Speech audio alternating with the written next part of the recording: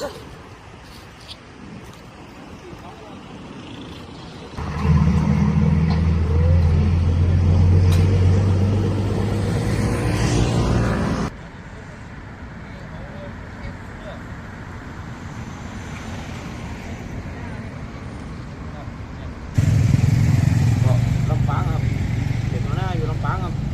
้วพอดีปุ๊บเขาอยากกลับบ้านเนาะได้เนี่ยครับ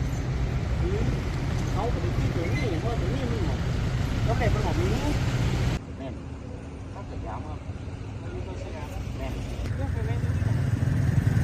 ก็ลำปางครับเป็นหัวหน้าอยู่ลำปางครับแล้วพอดีปุ๊บเขาอยากกลับบ้านเนาะได้เนี่ยครับคือเขาไปที่ตัวนี้เพราะตัวนี้มันหมดทำงานอยู่ลำปางครับหน้างานอยู่ไอ้ขับบริษัทไอ้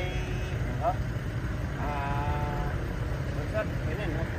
ติดจ้างครับก็แรกผมก็ไปคิดครับก็แรกมาบ้านโคมันยิงกับเตือนี่ปุ๊บกำลังมาหันปุ๊บเขาก็ปีขวาเขาก็ได้แบบแต่เขาก็พยายามเบรกละแต่ว่าปุ๊บก็คือมาเราสมกันในจอดอยู่ได้เรียบร้อยจอดอยู่ละเอาหวานไฟแดงนี่นั่นน่ะมันปีไฟแดงนี่ห้องหวานก็ต้องเชื่อครับกูเชื่อมันแบบนี้นะ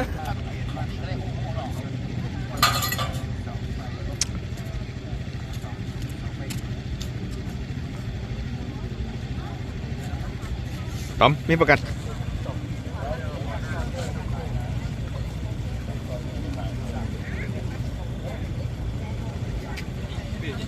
กันไปเลยนี่แนวคิดถึงกันเลยวันนี้บอกยังไง